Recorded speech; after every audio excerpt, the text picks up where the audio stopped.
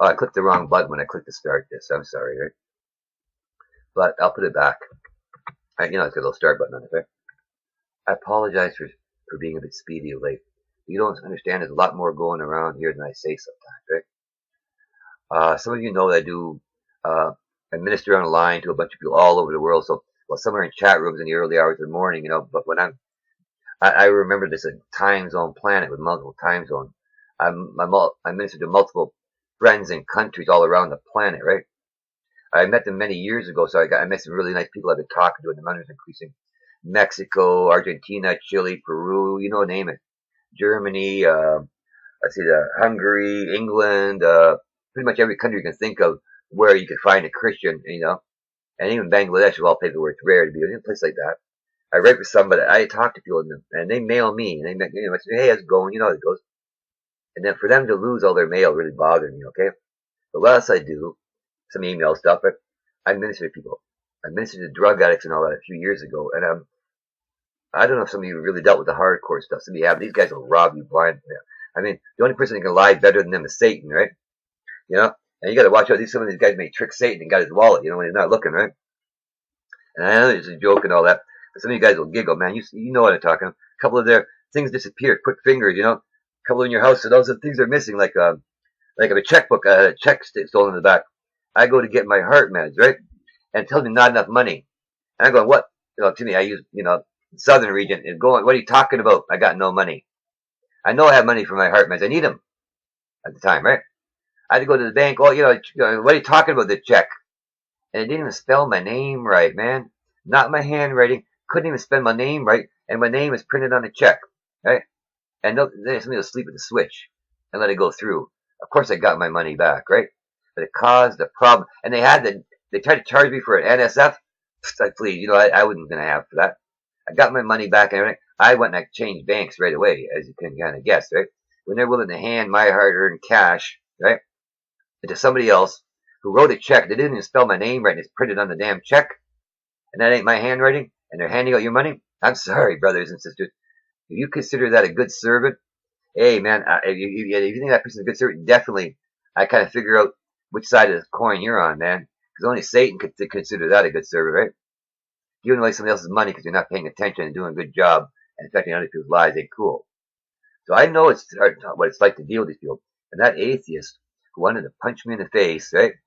And said he's got to prove God was real to him or whatever. He's got to he's been trying to get a hold of his daughter that, he didn't have a relationship to try and get me to lay hands on her, right? We've been talking, he's been coming back, he told cursing God and everything. When I told him when they come to my door and knock, I don't care what time it is, I'll stay up no matter how tired I am. Every time I'm about to lay down, somebody knock on the door. Boom, hey, they make me a coffee. Hey, I'm tired. I want to listen to them. I apologize for being speedy here.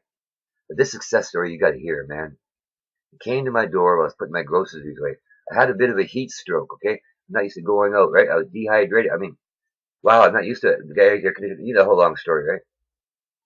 I didn't put the groceries in, and he got glowing, man. Like healthy skin glowing in only a matter of days, man. He let me lay hands on him the other day. I was telling him about Jesus changing his life. But in order to talk about Jesus to him, I had to show him the devil is real, man. And once he understood the devil is real, flip the coin. If the devil's real, the guy I've been telling you named Jesus and talking to you is real. You think, well, God hates him. No, if he hated you, why would he fix me? And I showed him the patch and everything, right? He turned around, man, and he let me lay hands on him. And you can ask a certain guy on there, some of you ladies know, right? I don't know. But the thing is, he was sitting there for the first time in this man's life. He ever sat down at a computer, and I had a video, I was video chatting with the person. I said, oh, tell us this guy right here, right? And he said, wow, he said, oh, by the way, my name is, he was so excited. My daughter's talking to me. I had a great day. Everything's great. And he didn't drink for days. But his skin looks glowing, pink, healthy. From a really guy who was doing a lot of bad stuff other than drinking, shall we say. I'm going to leave it at that, right? But I told him there's a better way than drinking his life away, that God can take his urges away, man. You got to ask him to hurt, like he did with me, right? And I laid hands on him in faith. I said, come on and talk to God. We would give to him. I know, he said, he's feeling weird on the inside. I said, no, just go lay down. You'll talk to Jesus. All this. Take back and take a moment with Jesus. You don't need to go drinking, right? Trust me, it'll change your world. He did it. And if those people want to walk on my door, they call them publicans in the old days. Today you call them sinners. A lot of you probably turn your back on some of these people. When that guy's coming back at my door, hey, I want to hear a little bit more about, that Jesus, because you're right about the devil, and he wants to hear a little more. You can't care how tired you're going to say, go away, come back later. After some people are at your house, you got murdered for listening to you. Who knows? Are you going back to drinking? Because I was too lazy. I didn't stand in my faith. The God who healed me. I'm sorry, I don't live like that. Next time you do, too bad, too sad if you do. That door is open. Yeah, and I say, if the door's open, just walk on in. And he just came to share the good news, man, his greatest day he ever had in his life. His daughter said she loved him, and she's going to come and see him, because he changed his life, and he realized that Jesus is real. A crazy old broken like man like me, who hasn't really left the room in 9 years and has them coming to him and knocking on his door. Because I keep telling you, Jesus put people in my path for a reason, man. I do what he tells me to. I am sitting here because he wants me here. I'm ready to move when he tells me. But he's sending the people to my door. One moment an atheist, next minute an ex-atheist, and another soldier in the army of God who's going to run around and tell his little friends, you don't need to drink anymore. Look at this, man. God is real. This guy's telling me. He looks healthy. Healthier than most of you, by the way, who are even getting good. And this guy's getting drunk every night. He was drinking more than enough to get probably 5 of you drunk every day. And he hasn't had a drop in days. And he looks 1,000,000 times healthier than some of you who think you're healthy. And the man wasn't even eating right. Because all things are possible for my God. And Bernice knows what I'm talking about. He can even take the urges away like he did for this guy. He hasn't had a drink in days. That's the God I'm talking about. Not the one who didn't literally mean this and a little literally mean that. Think about it. Who knows God better than you? I've seen him in action. Bernice is sitting in action. And we're not the only one. There's a whole army of brothers and sisters who see Jesus in action every day. Because we walk the walk.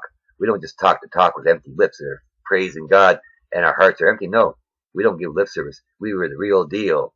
Because we know God is real and we know what he means, what he says, because we are the beneficiaries of love.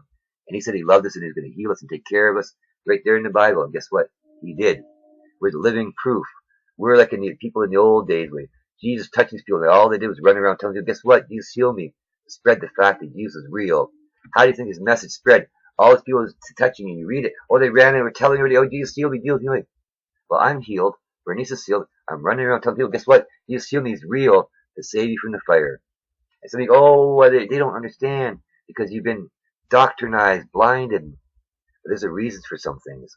Sometimes you gotta yell at people. And I said, hey, this isn't for everyone. I know some of you are out there saved and all that, but you gotta understand this isn't for everybody. Some people need a wake-up call. They need to take a shower, okay?